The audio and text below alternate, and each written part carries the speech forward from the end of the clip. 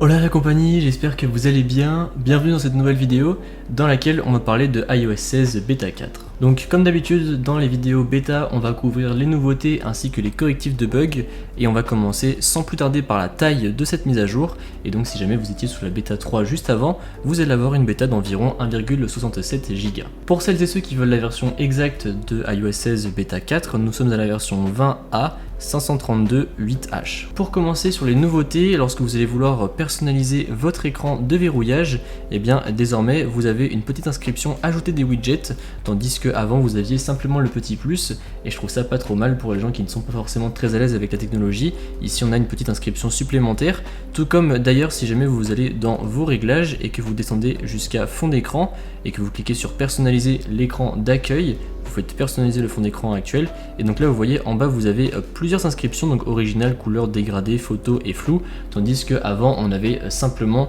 les trois petits ronds sans savoir réellement ce qu'ils apportaient. Avec cette bêta 4, Apple ouvre l'API pour pouvoir avoir les live activities sur le lock screen, donc vous savez c'est la nouveauté d'iOS 16 qui vous permet de voir par exemple à travers un widget les résultats de vos équipes favorites ou alors où est-ce qu'est rendu votre Uber sur la route. Donc Apple ouvre ça aux développeurs, donc je pense qu'on le verra peut-être dans les futurs bêta, mais on sait d'ores et déjà que ce ne sera pas présent avec la version d'iOS 16 qui sera disponible pour le grand public en septembre. Désormais pour ce qui est des messages, et bien vous le savez sur iOS 16 vous pouvez modifier les messages et annuler leur envoi.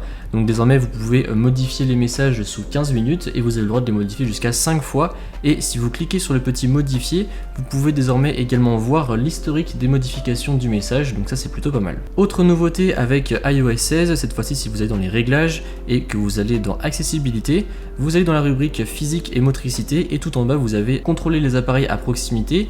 Donc vous cliquez dessus et là si vous recliquez dessus, et bien vous allez pouvoir contrôler les appareils à proximité. Donc par exemple si vous avez un iPhone et que vous voulez en prendre le contrôle avec l'iPhone que vous avez en main, et bien c'est totalement possible, vous aurez plusieurs boutons.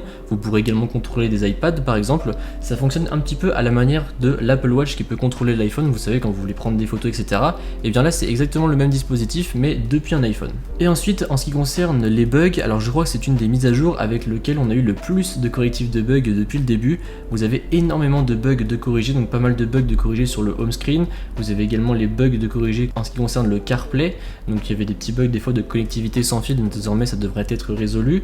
Pas mal de bugs de sauvegarde iCloud également, plein de choses de corriger dans Maps, dans les mails, etc. Bref, je vous mettrai tout ça dans la description si jamais ça vous intéresse d'aller y jeter un œil pour voir en détail tout ce qui a été corrigé, mais en tout cas il y a énormément de bugs corrigés et ça fait plaisir. Donc voilà, c'est tout pour cette vidéo, j'espère qu'elle vous a plu. Si c'est le cas, comme d'habitude, n'hésitez pas à mettre un pouce bleu, à me suivre sur les réseaux sociaux qui se trouveront dans la description et à vous abonner.